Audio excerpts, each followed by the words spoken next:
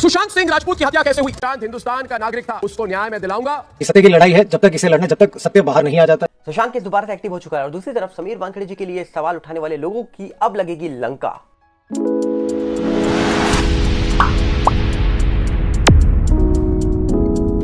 सुशांत सिंह राजपूत वाला मामला एक तरफ एक्टिव हो चुका है फाइनली 3 साल के बाद, पर दूसरी तरफ देखा जाए तो समीर वानखेड़े जी के ऊपर जो लोग सवाल उठा रहे थे, जिस तरीके से आर्यन खान वाले मामले में समीर वानखेड़े जी के ऊपर सवाल उठाए जा रहे थे और उसी के साथ कहा जा रहा है कि एजेंसीज को लेकर भी सवाल उठ रहे थे पिछले कुछ टाइम से, और इसी के साथ कहा जा रहा है कि बॉम्बे हाईकोर्ट के अंदर एक याचिका भी डाल दी गई है जहां पर कहा जा रहा है कि समीर वानखेड़े जी के ऊपर गलत आरोप लगाए गए, गलत केसेस लगाए गए और साथ में गलत सबूत भी पेश किए गए ताकि उनको फंसाया जा सके। इस प्रकार एक याचिका डाल दी गई है बॉम्बे हाईकोर्ट में और इसी के साथ कहा जा रहा है कि कई सारे लोग समीर वानखेड़े जी से ये अपील भी कर रहे हैं कि आपको लेकर जो नेगेटिविटी लोग फैला रहे थे, आपको लेकर जो लोग गलत बोल रहे थे, उनके ऊपर भी एक्शन लिए जाएं। और इसी बात को लेकर कहा जा रहा है कि जो समीर वानखेड़े जी हैं उन्होंने अब उन फैंस से, उन लोगों से, उन जनता से ये अपील करी है कि ऐसे लोगों की लिस्ट दीजिए मुझे और मुझे टैग करिए वहाँ पर ताकि मैं एक्शन ले सकूँ। तो क्या अब उन लोगों की लंका लगने वाली है जो लोग शुरुआत में समीर वानखेड़े जी को लेकर बड़ी बड़ी बातें कर रहे थे और बाद में पता लगा था कि वो बड़ी बड़ी बातें तो सच्ची नहीं है,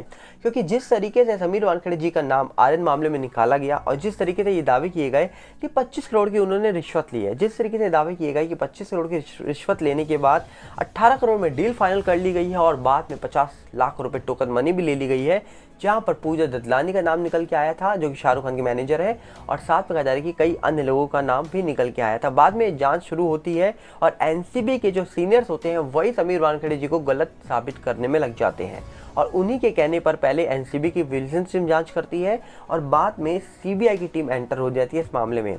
जब कहा जा रहा है कि सीबीआई की टीम एंटर होती है तो वो जांच करना शुरू करती है समीर वानखेड़े जी की प्रॉपर्टी से लेकर हर एक चीज़ पे कहा जा रहा है कि सीबीआई की नज़र होती है।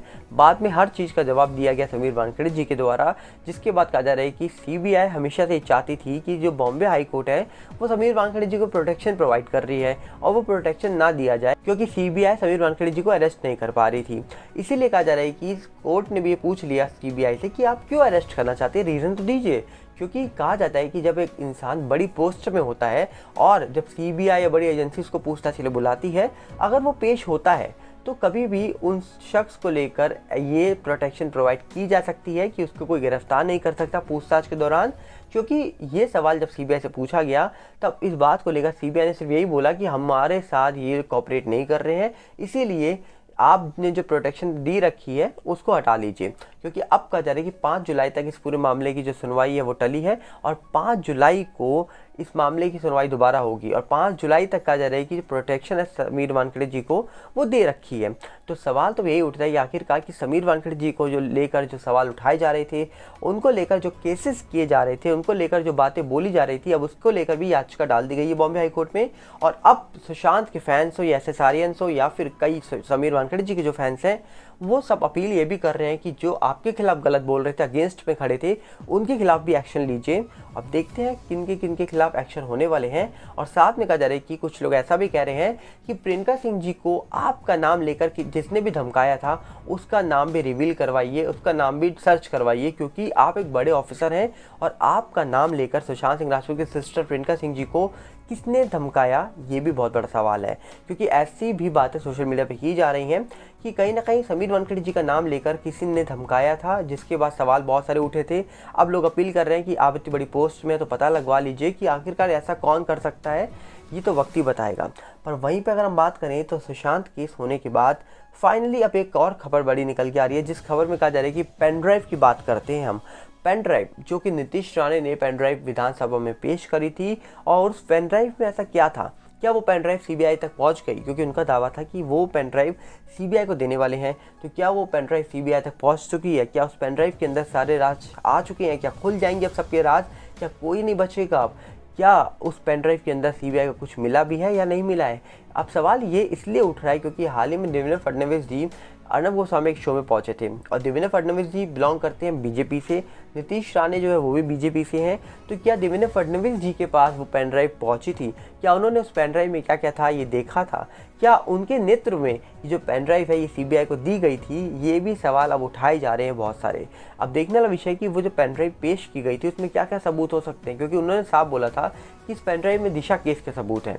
अब वो सबूत कितने स्ट्रॉन्ग थे या नहीं थे, अब ये तो तभी पता लगेगा जब कोई भी मामले के बारे में उस पेन ड्राइव में सबूत होंगे और उस मामले में जल्दी एजेंसीज एक्टिव होगी। पर फिलहाल अभी ऐसा होता हुआ कुछ नजर तो नहीं आ रहा है, क्योंकि अब देखने वाला विषय है कि देवेंद्र फडणवीस जी जो कि डिप्टी सीएम है महाराष्ट्र के, वो क्या अब इस पेन ड्राइव को लेकर चर्चा करने वाले हैं? क्योंकि इस पेन ड्राइव के बारे में नीतीश राणे जी जानते हैं, क्योंकि उन्होंने ही पेन ड्राइव के बारे में बात की थी विधानसभा में। और दूसरी तरफ अगर हम बात करें तो रिया चक्रवर्ती को लेकर एक और बड़ी खबर निकल के आ रही है कि रिया चक्रवर्ती फिलहाल रोडीज के अंदर एज अ गैंग लीडर काम कर रही है। और कहा जा रहा है कि जब उनको लगता है कि मेरा जैसा कोई कंटेस्टेंट सामने खड़ा है तो वो अपनी पूरी 3 साल की कहानी जो हुई है उनके साथ वो सुनाने में लग जाती है। जहां पर कहा जाता है कि रिया चक्रवर्ती बताती हैं कि उनको बहुत सारी चीजें फेस करनी पड़ी पिछले 3 साल में। लोगों ने उनके नाम रखे, जैसे कि ताई रखा किसी ने अलग अलग नाम रखे, और कुछ लोग हैं जिन्होंने उनके ऊपर सवाल उठाए, और कुछ लोगों में से मैक्स टू मैक्स करोड़ों लोग होंगे जिन्होंने उनको लेकर सवाल उठाए थे।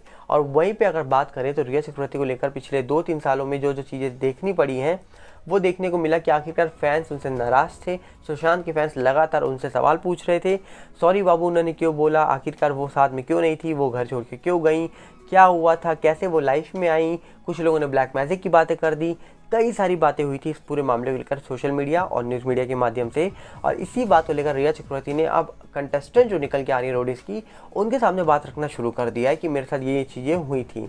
मतलब कहीं ना कहीं सहानुभूति अब क्या रिया को मिल जाएगी जनता की, या फिर रोडीज की टीआरपी ही नहीं मिल रही तो सहानुभूति क्या मिलेगी? क्योंकि ऐसा दावा हो रहा है कि रोडीज की अब टीआरपी फिलहाल पहले जैसी नहीं रही है, क्योंकि रोडीज शो उसी नाम पे चलता था जब उस शो के अंदर रणविजय, रघु और राम होते थे। पर अब कहा जा रहा है कि शो के अंदर सब बदल चुके हैं, सिर्फ एक प्रिंस पुराने हैं, बाकी सब बदल चुके हैं। क्या इसी के कारण अब इस शो की टीआरपी गिर रही है, या फिर इस शो की टीआरपी गिरने के कारण सिर्फ 2 लोग हैं, जैसे रिया और सोनू सूद?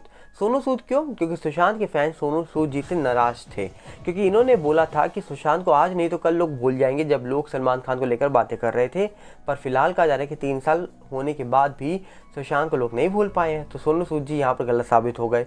और इसी के साथ रिया चक्रवर्ती को लेकर तो शुरुआत से सवाल उठते आए हैं और लोग उनको आज भी सवालों के घेरे में रखते हैं और सवाल पूछते हैं उनसे। तो देखने वाला विषय है कि आखिरकार क्या आने वाले वक्त में वो सवालों का जवाब देंगी, जिन सवालों के बारे में पिछले 3 साल से लोग वेट कर रहे हैं। और तीसरी तरफ अगर हम बात करें तो कृति सेनन जो है उन्होंने एक प्रोडक्शन हाउस लॉन्च करा है, और खुद का प्रोडक्शन हाउस लॉन्च करने के बाद कहा जा रहा है कि जो फैंस हैं उनका ये मानना है कि कहीं ना कहीं ये अब सुशांत सिंह राजपूत को ट्रिब्यूट दे रही हैं, इसीलिए उन्होंने इस तरीके का नाम और इस तरीके का एक प्रोडक्शन हाउस लॉन्च कर दिया है। अब सवाल ये उठता है कि क्या ये सहानुभूति के लिए है, क्या ये सही में श्रद्धांजलि के लिए है, या फिर ये सपोर्ट के लिए कि लोग उनको सपोर्ट करें?